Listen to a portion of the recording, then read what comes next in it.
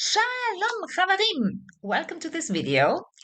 And in this video, I will talk about the verb lishon. This is a petition from somebody who wrote to me and really wanted to know, can you do a video on that, please? Of course I can. And if you stay until the end, you will learn what kind of an embarrassing mix-up I had when I was learning Hebrew verbs, because remember, I walked in your shoes. I know how frustrating it can be. I know what kind of confusions are out there, and also the frustration when nobody seems to be able to explain it. So, this I tell you at the very end, which was my problem with this verb. And I also tell you how you could potentially get a discount to my verb course. Okay, without further ado, let's start.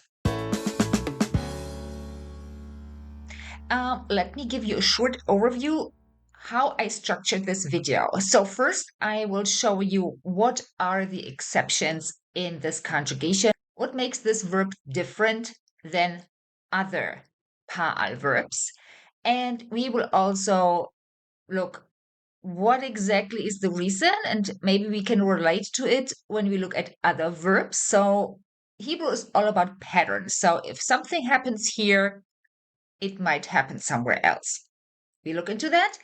And also what AI is getting wrong with this verb.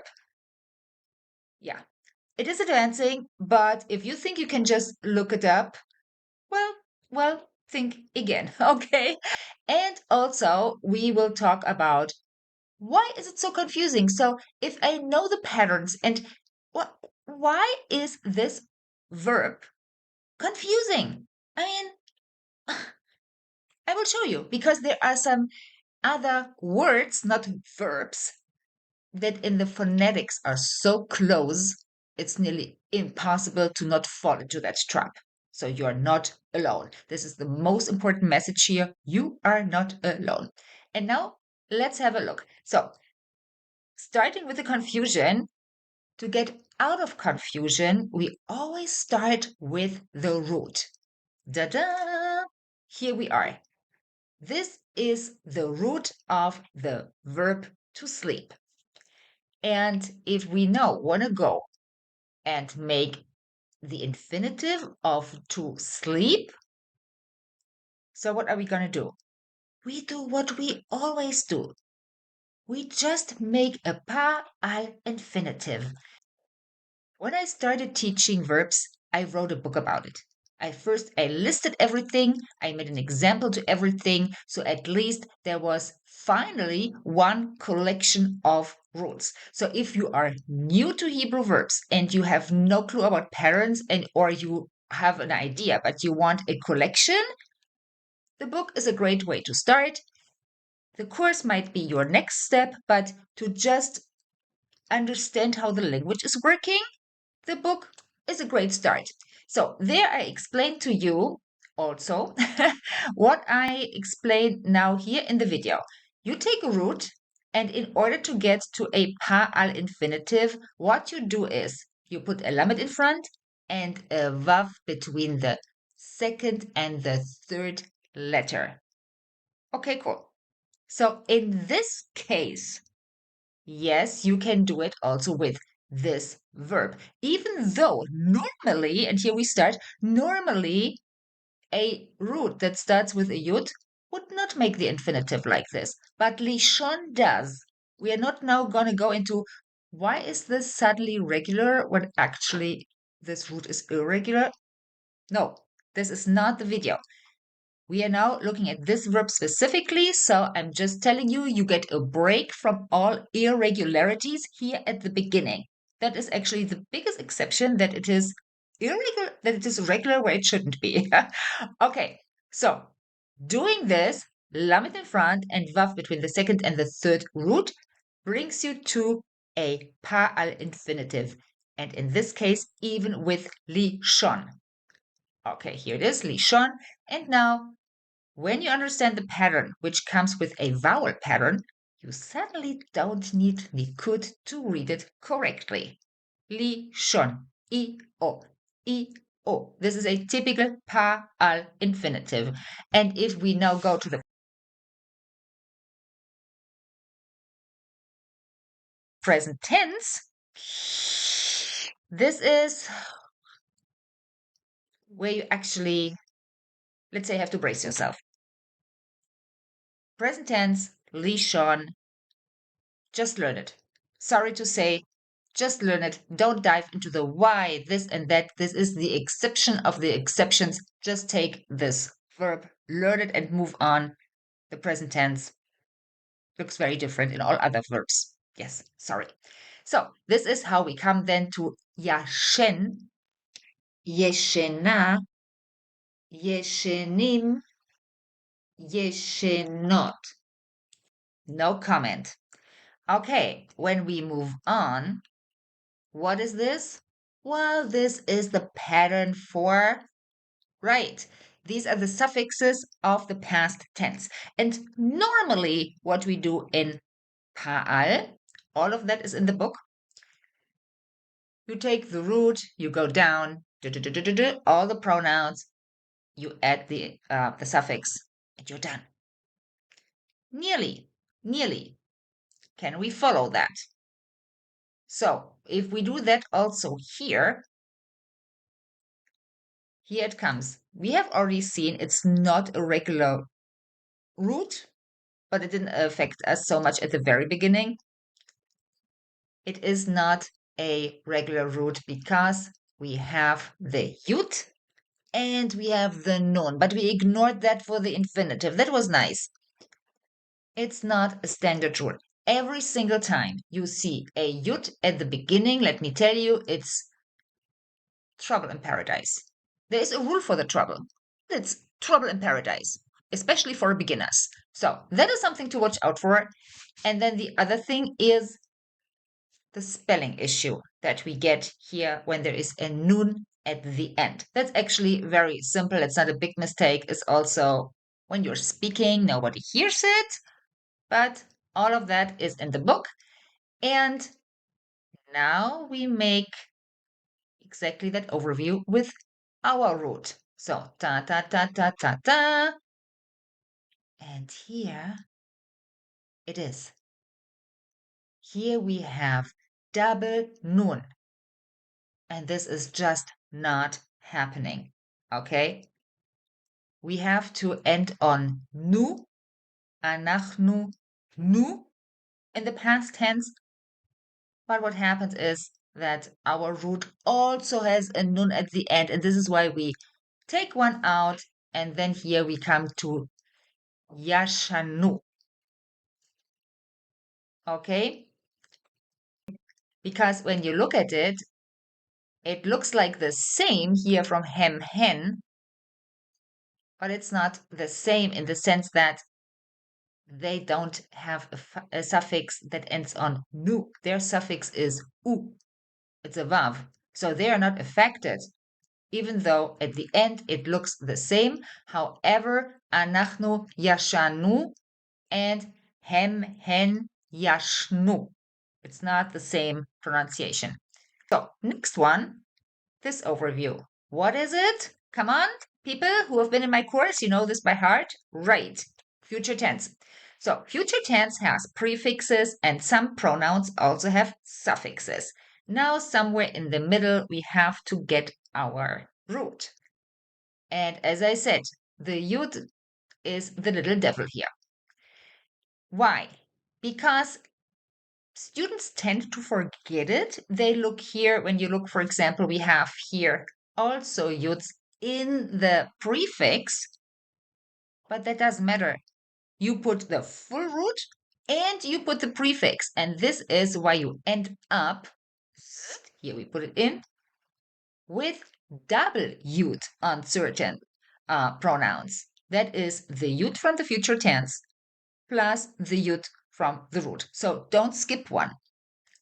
Okay. Now we come to the imperative. Whoa, whoa, whoa. If you ask, for example, ChatGPT, brace yourself.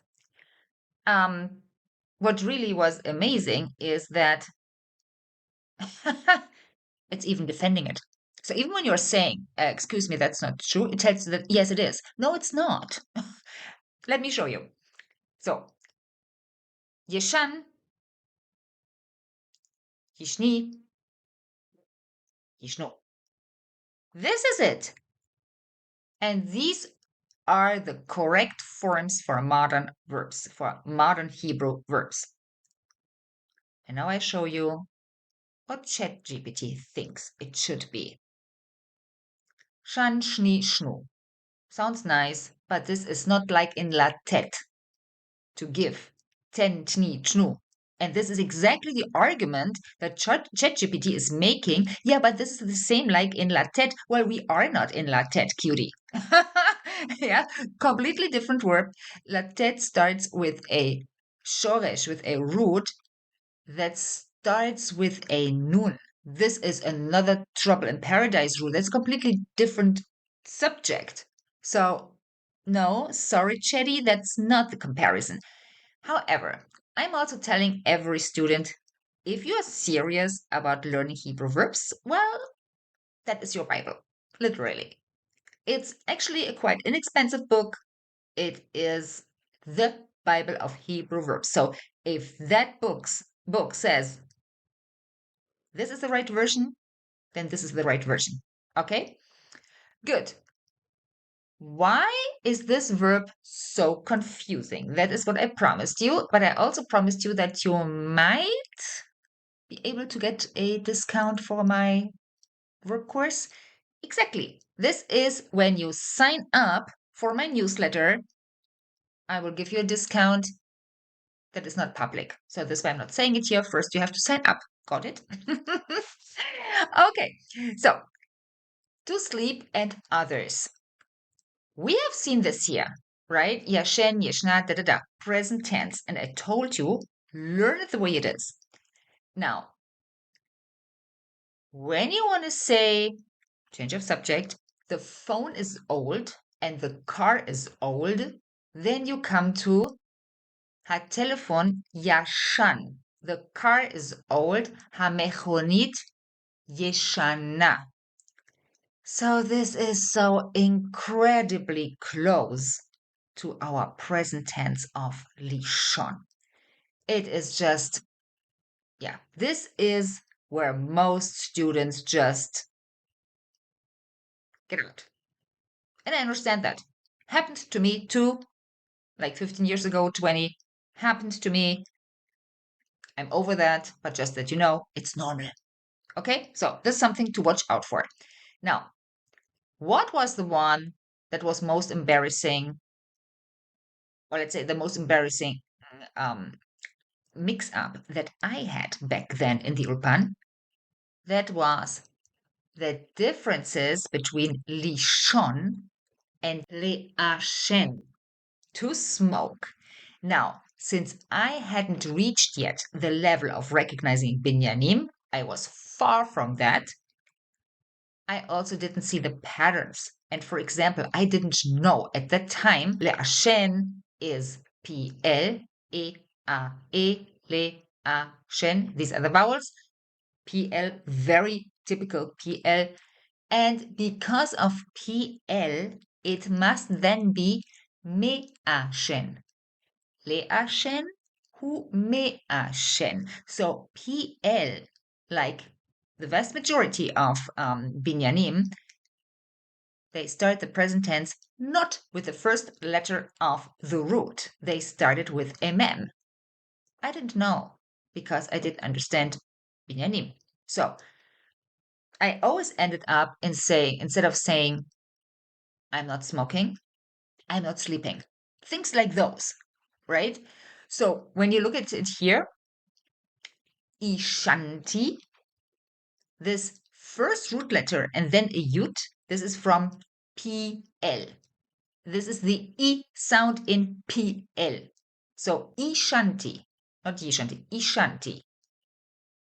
Yeah, I always said something different because I didn't get it. Okay, so when you look here at I slept versus I smoked, Then you have Ishanti, what I just explained to you. And you have Yashanti. So, Ishanti, Yashanti. I never got it right because I didn't even know what E sound. Okay, this was from the root, this here is from the binyan, but I didn't understand. So this here is the biggest lesson you can get from this video, why you have to actually really get into the patterns and fall in love with them. I know it might be difficult, but yes, you can. I did.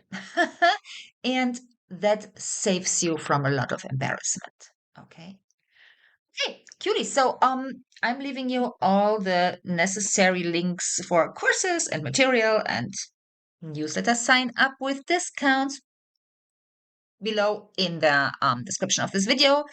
It's already late and yeah, I'm tired. I want to go to bed. Tomorrow I want to go skating. And hey, if you have a verb you don't understand, write me an email, comment in the section here below, and I'm very happy to make a video about it.